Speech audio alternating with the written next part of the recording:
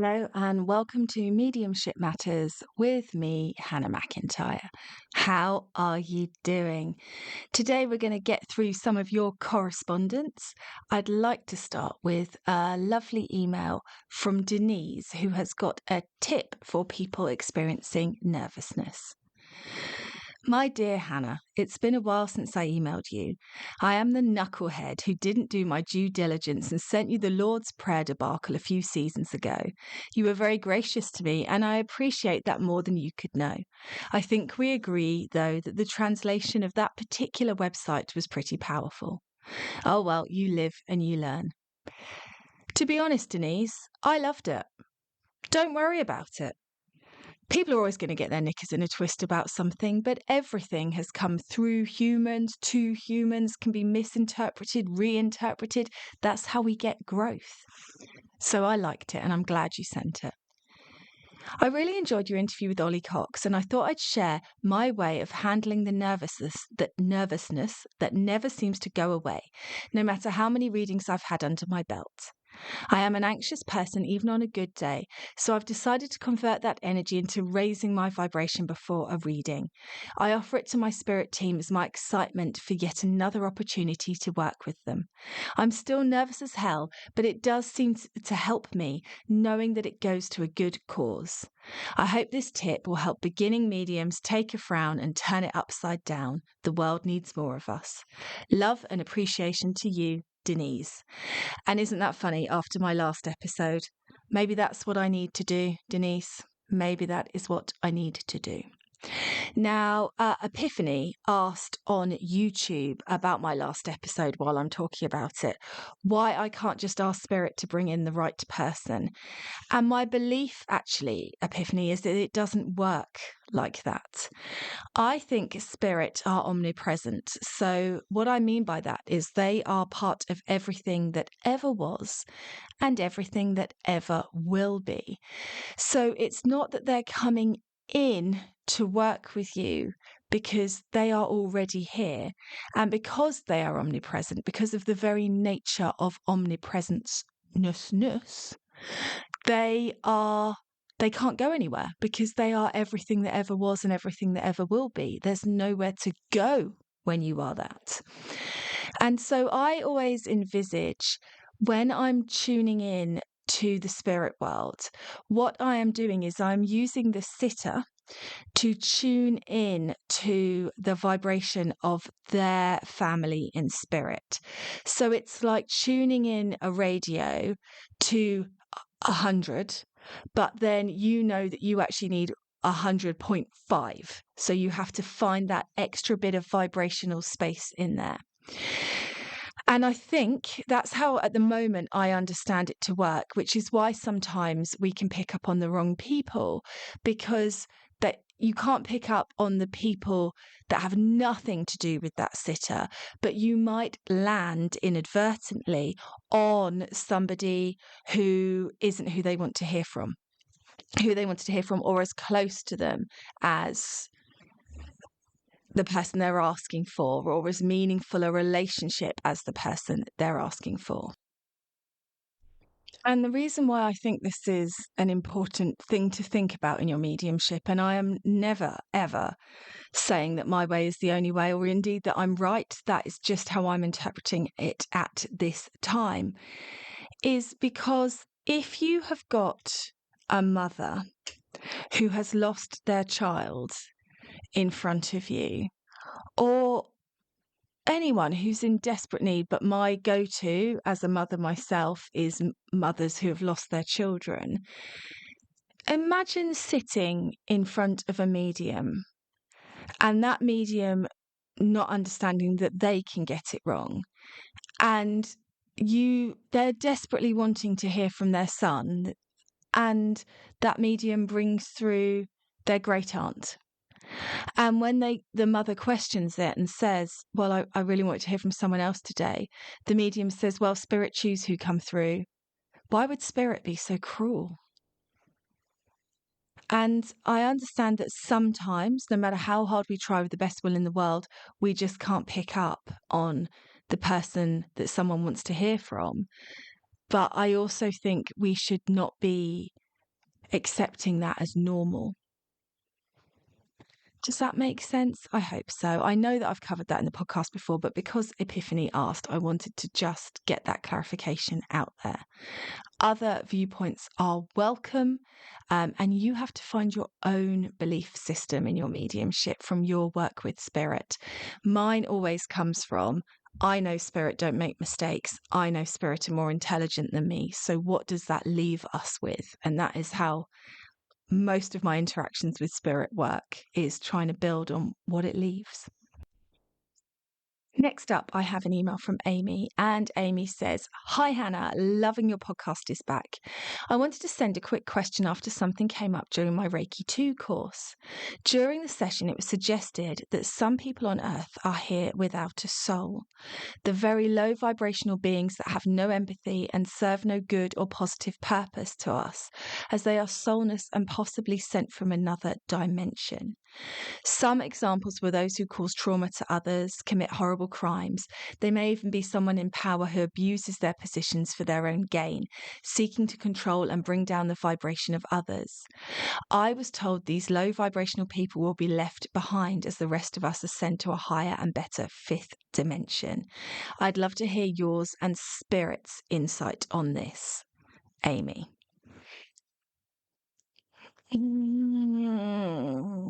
Amy, I think a lot of this comes from the teachings of Dolores Cannon, and I'm just not convinced by it. I know I talked about this a little bit in my cake episode, but I'm going to touch on it again.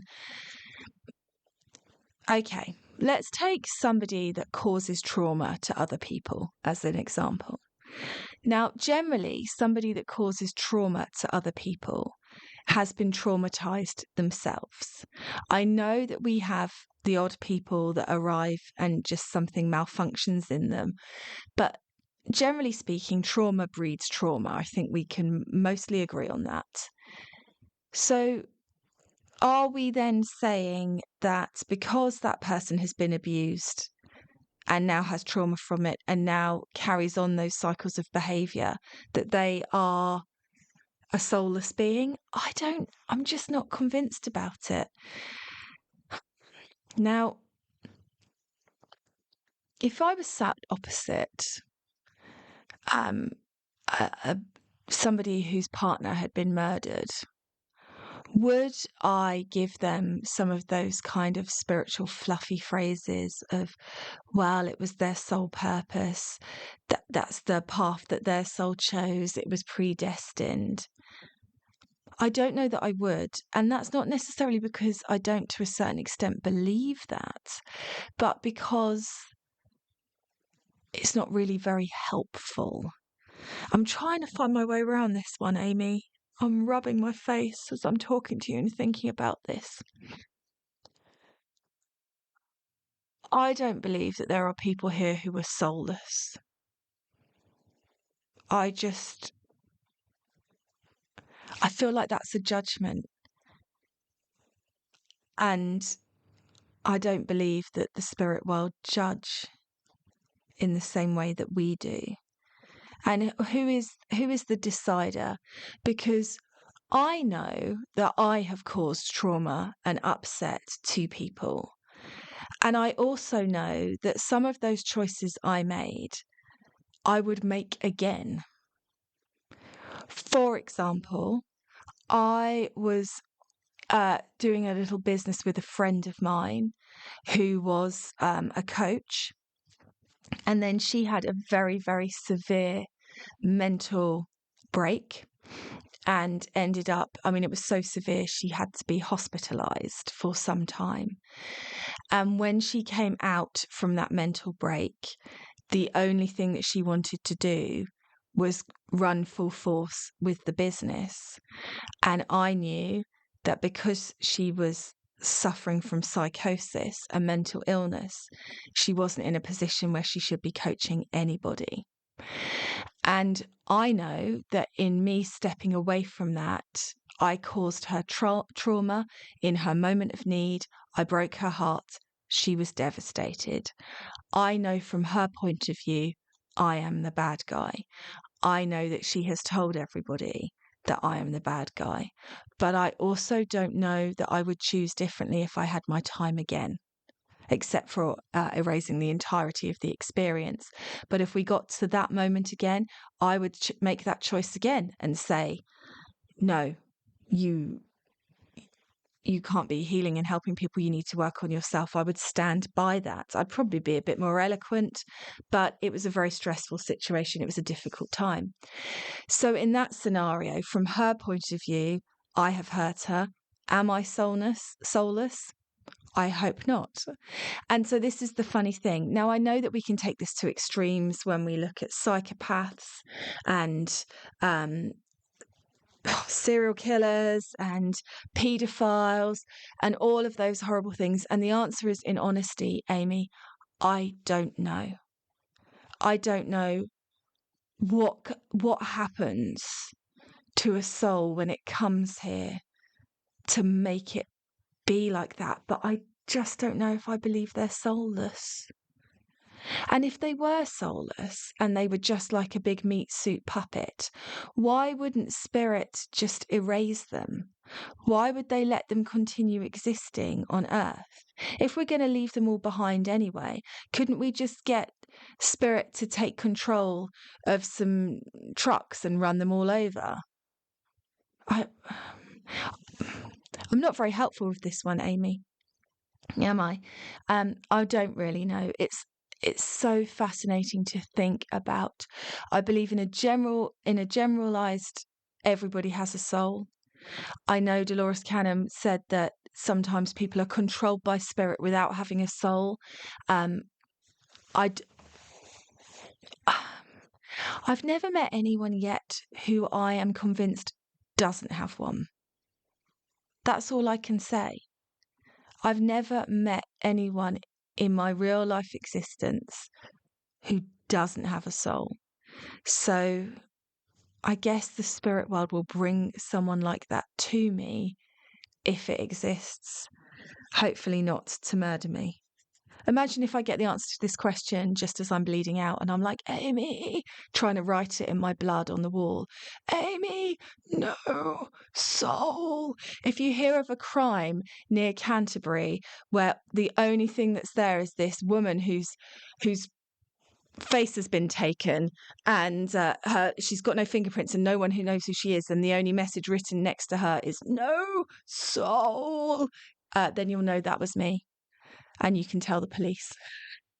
Hopefully I'll come through and haunt you all anyway, but it will help. Sorry, I've watched way too many true crime documentaries. Can you tell? And yeah, when you look at some of the things in that, you wonder. But in honesty, I don't know. And I guess the only thing that you can do is in your day-to-day life when you meet people who appear like they might be unlovable because of their behaviours and their actions, is try and love them the best you can with as many boundaries as you can muster up in that space. Lovely question though, Amy. Interesting. Next up, I've got another bloody amazing question from Dawn. You guys, I'm loving them. Hannah, bloody love your podcast and have been binge listening, falling asleep, rewinding and binging again. What you say in season 2 about why would spirit need us to rescue souls echoed what I have been wondering, especially as rescue or the need for it also cultivates a fear-based thought system that is a big money spinner. However, what I've been dual pondering is, why does spirit need us to heal other people? Why can't they just give healing to people who ask, if it's in their highest good, soul plan or whatever? I think what I'm trying to ask is, why do spirit needs mediums at all? They can show themselves, make noise independent of us working with intention. They could transfigure a damn sight quicker if they weren't waiting for a physical medium to sit in seance conditions once a week for a decade. They have infinite time and infinite access to energy. They do amazing things all the time. Why need us at all to prove existence beyond death? My brain hurts. Help. Dawn. Oh, Dawn, my brain hurts too. I love it. Now, I don't think spirit do need us to heal other people. I actually say that as part of my spirit-led Reiki course because it absolutely pisses me off that healers are acting like they've been given special access to something that everybody else hasn't got. Now, I think in our humanness, it's nice to receive healing from somebody else. I know when I first had healing, it was a wonderful thing to be in a space of surrender where it felt like somebody else was in control, where I got to lie there and allow it to happen without me needing to be involved. Do I think that that healing was any better quality than the healing I could have given myself? No, I don't. But there was something in the humanness of it that I needed to make it accessible to me. But I don't believe in Reiki qualifications. I don't believe in attunements. I don't believe in any particular frequency of healing. I believe that we can channel whatever we believe we can. So if you go on a course and I say it's holy fire Rahani, it's the strongest and most powerful, and I hype it up, you'll believe that you're getting the most strongest and powerful. And then you will open up and you will have more of an experience. But I don't believe that any of that stuff accesses an energy that isn't available to everybody. And as always, I just imagine spirit there sort of going, oh, Hannah's got a client and that client is in desperate need of healing, but Hannah is only Reiki 2, so we're just going to have to do the sort of slightly limited substandard healing today, guys. What a shame Hannah hasn't bothered to get her master's. Just doesn't sound like spirit to me. And really, Dawn, the same with mediums. And this question that you've asked is one that I have been really pondering since all the things I said about trance and whether trance is real, and the things I said about physical mediumship and whether that is real. Because I saw that effigy of that spirit that I saw the one time in my learning circle. So spirit can do that. So my question is always, well, why don't they just do it? If I could physically see your loved ones, I could get them to write their name on a piece of paper and hold it up.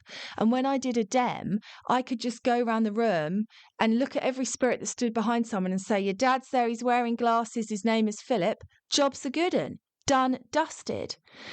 And so I can't work out if there's some sort of, like the veil, like we refer to the veil is thinning in October, even though I don't believe that it really does, that is there by design.